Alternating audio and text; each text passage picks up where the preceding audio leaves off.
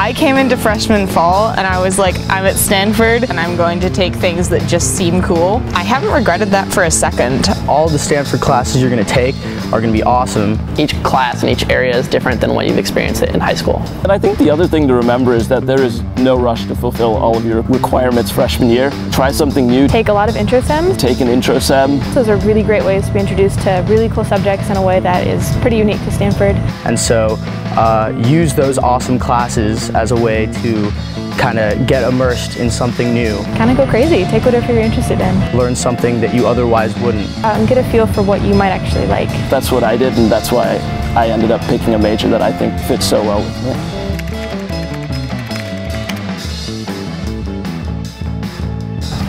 Good question. I would say don't stress out too much about packing. You'll need less than you think you do. If you ever forget anything, just ask your friends or your roommate. You know, you're always sharing things with people and borrowing clothes and borrowing whatever you need, so.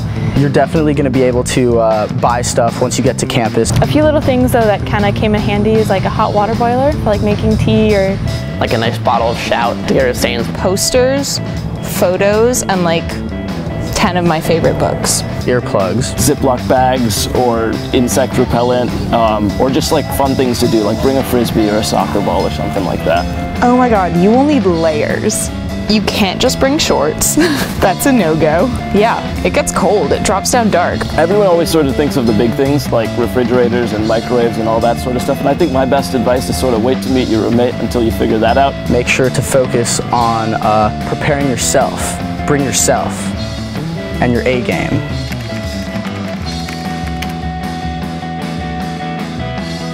You know, honestly, probably when I can, my favorite place to study is outside, and I sat and studied for my entire psych midterm in the fountain, and that was fantastic. Some people aren't really into studying in their room, but that's definitely my strategy.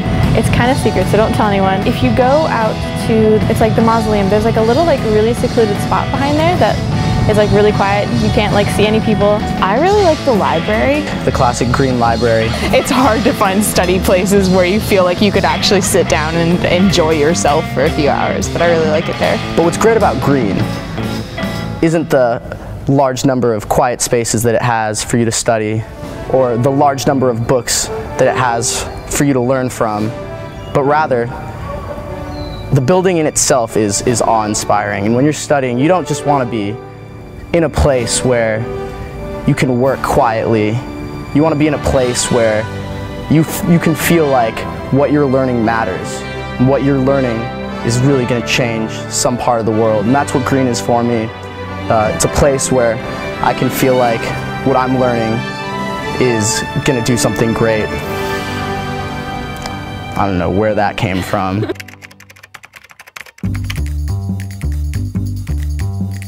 Definitely what surprised me the most about coming here was just how much I would be inspired by the people around me. It's really surprising to realize that most professors are as into the idea of meeting students and getting to know you as you are to them.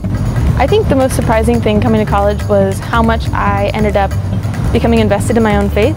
I was always like religious growing up because it was kind of like what the family did. But coming to college, I really got to rediscover my own faith for myself, and I found a really amazing faith community here that I'm more invested in than ever. I was expecting college to be totally different from my life in high school and at home. And I think having the freshman dorm and having everyone sort of be there together and sort of in it together made the entire thing a lot more manageable, I think, in the grand scheme of things. One surprising thing for me was how much of what you get done depends on your own initiative. And I think that it took me a while to realize that how I was going to do at Stanford was going to depend on my learning to use my time in the most valuable way possible.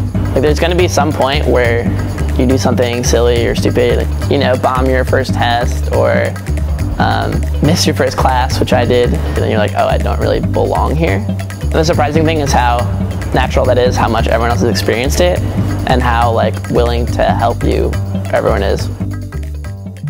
Is it possible to do sports in a double major? If not, how about adding a minor? I think it's possible to do anything that you want at Stanford. I mean, I think the only thing holding you back at Stanford, I guess, is time. And there's so many things that you could take advantage of, but I don't know. I think being a double major and a sport and maybe add a minor could be a lot, but I have faith in you.